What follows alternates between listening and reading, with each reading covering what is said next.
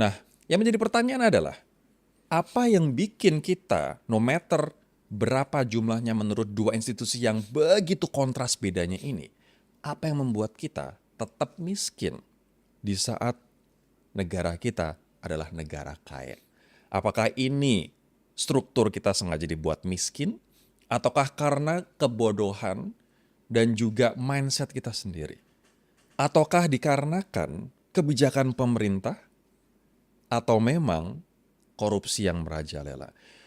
Gue nggak ketemu orang yang lebih tepat untuk ngebahas hal ini dengan bahasa cadasnya, entrepreneur dan guerrilla marketing strategist, Aditya Pratama. Mas Aditya, apa kabar?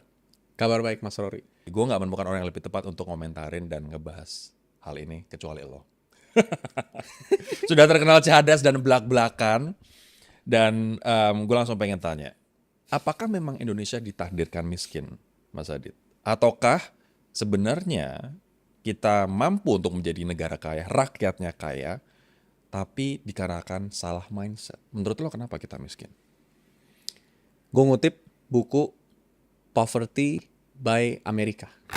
Judul bukunya itu, Poverty, Kemiskinan, by America. Oke. Jadi di buku itu dibahas bahwa ini masalah yang bukan hanya terjadi di Indonesia, tapi di dunia. Di negara yang katanya paling kaya di dunia. Nih soal gue kalau bahasa Indonesia mah, ini menurut gue data 2 itu salah. Menurut gue 100% orang Indonesia tuh kaya loh.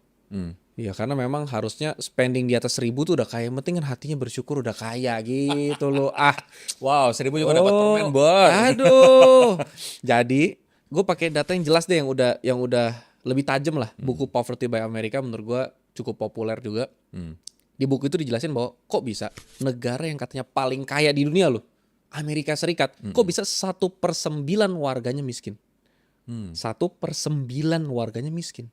Kok bisa? 10% lebih tuh. Loh katanya itu negara paling kaya. Betul. Apakah nggak bisa mereka membuat suatu sistem atau apa menyelesaikan kemiskinan? Jadi jangan kan Indonesia, Amerika aja masih 1/9 orang yang miskin kategorinya dia. Kenapa begitu? Gue cuman rangkum dalam semenit aja nih ya.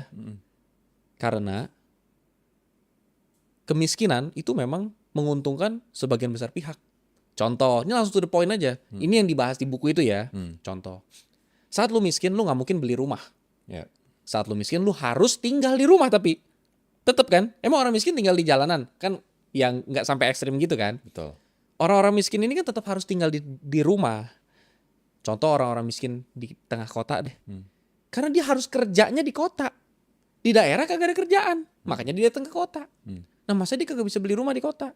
Gimana akhirnya? Nyewa. Kredit. Oh, nyewa. Kontrak. Ya. Kalau kredit pun harus ada DP dan segala macam. Berapa persen orang yang akhirnya nggak bisa, harus ngontrak doang nih. Jadi kalau misalnya gue taruh biaya kontrakan yang tinggi, lu bisa apa? Kalau kita sama-sama set pemilik kontrakan nih, udah kita set biaya kontrakan segini, lu bisa apa? Makanya di sana sampai ada badan khusus buat nahan biaya kontrakan supaya Nggak naik. kagak ini, karena mereka bisa salaman bareng, ngumpul aja nih satu daerah nih, daerah apalah namanya. Ya udah deh, pokoknya kontrakan di sini minimal sekian aja ya. Kan dia bahasanya lebih ribet lah, yield lah, inilah, udahlah pakai bahasa santai. Satu itu.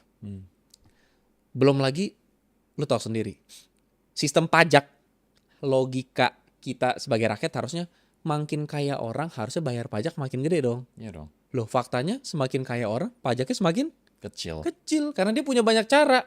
Pajaknya gimana cara ngecilin pajak yang legal? Ya udah, lu keuntungan profit perusahaan lu nggak jadiin pemasukan pribadi, lu invest lagi di bursa saham. Ya. Tungguin 3 tahun, pajaknya berapa? 0. Itu legal, resmi, legal, boleh, dianjurkan, dan banyak caranya lainnya yang bahkan yang ilegal juga. Tapi yang paling ngenes, yang paling kena adalah itu anak tengah, kelas middle. Karena kalau kelas atas dia punya cara untuk mempertahankan kekayaannya. Kalau kelas bawah dapat MBG, punya kartu Jakarta Pintar, kartu Indonesia Pintar, ada banyak subsidi buat paling bawah ya, sembako, bantuan sosial. Nah, kalau kelas menengah Nggak ada. misalnya gini, minimal gaji yang kena pajak, misalnya contoh ya, 5 juta misalnya, atau 4 juta minimal gaji yang kena pajak sebulan. Kalau lu dapat 3,5 juta lu enak dong. Kalau dapat 2 juta lu nggak kena dong. Nah gimana kalau dia gaji 5,1? Cuman 100.000 lebih tinggi daripada batasan. Tapi langsung Kena potong pajak. berapa Ya, tuh? ya. Nah jadi yang paling diserang sama kemiskinan terutama adalah kelas menengah yang hidupnya biasa paling berat. Kalau kelas bawah biasanya dapat banyak segala macam. Tapi satu berarti alasan kenapa tetap miskin. Kok bisa negara Amerika pun miskin? Kalau di Amerika konteksnya Amerika karena kemiskinan memang menguntungkan banyak pihak.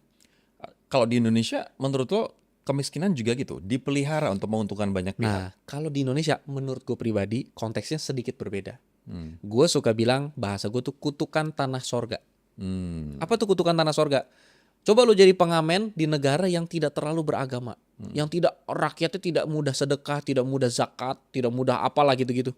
Lu coba begini, mana bisa? Lu kakek-kakek nenek-nenek di Singapura tetap harus bersihin food court. Iya, harus kerja. Iya di food court yang kerja kakek-kakek nenek-nenek mana ada? Saya udah tua, tolong kasihanin saya nggak ada. Tapi Indonesia itu negara yang lu dinilai baik, ya kenapa kamu mau pacaran sama dia, mau nikah sama dia? Ya karena dia suka ngasih sedekah sih ke orang miskin. Kita negara yang begini aja hidup. Hmm. Hmm. Jadi ya tinggal begini. Kenapa nggak begini? Begini aja hidup. Banyak bantuannya. Dan Indonesia itu menurut gue ya negara yang sumber daya alamnya terlalu enak. Iklimnya karena kita di garis khatulistiwa mana ada salju Ya. segala macam. Cuman ada panas sama hujan. Lempar batang pepaya atau batang singkong aja udah tumbuh. Jadi maksudnya itu lah faktanya begitu aja. Dan secara geografis kita negara damai. Kagak banyak perangnya. Kita kagak ada di posisi Timur Tengah, kagak kehimpit sama negara apa. Kita secara geografis netral aja. Makanya perang dunia juga kita ya paling kena dampak nuklir winter bla bla tapi kagak kena dah. Tapi bro, berarti kalau dari apa yang lo bilang tadi, satu, kemungkinan kemiskinan juga dipelihara karena menguntungkan kelas tertentu. Dan yang kedua, justru malah kenyamanan, comfort zone ini yang bikin kita terus miskin. Menurut gue Indonesia lebih yang kedua. Lebih yang kedua, Iya. mindsetnya. Iya, karena jujur untuk Indonesia, ini menurut gua nih, ini hitung-hitungan tolol gua nih ya. Kayaknya negara kita bakalan lebih maju kalau rakyatnya maju dah. Cuman soalnya ini kayaknya agak beda sama Amerika nih. Kalau negara kita kayaknya kalau lebih banyak rakyat yang kaya, negaranya lebih maju, lebih makmur. Cuman kondisinya kita pengen memperkaya pun sulit. Hmm. Nah, tapi nih, ini gua ngomong Afrika nih, Afrika ya, yang ini Afrika nih. Ini geser ke Afrika, Ini Afrika. sekarang ya. Masalahnya dari miskin itu sedihnya adalah harus berjalan selaras sama kepintaran. Rata-rata orang yang mulai kaya mulai pinter. Masalahnya kalau mulai pinter di Afrika nih biaya politik jadi mahal. Misalnya kalau orang miskin dan bodoh dibayar 50.000 lu coblos. Wah, Indonesia banget tuh. Amerika lah. Tapi kalau misalnya udah makin pinter, mana mau bayar 50.000, seenggaknya 500.000 dah. Lebih mahal. Makin mahal dong. Udah 500.000, dia kagak coblos lagi dia ambil duit.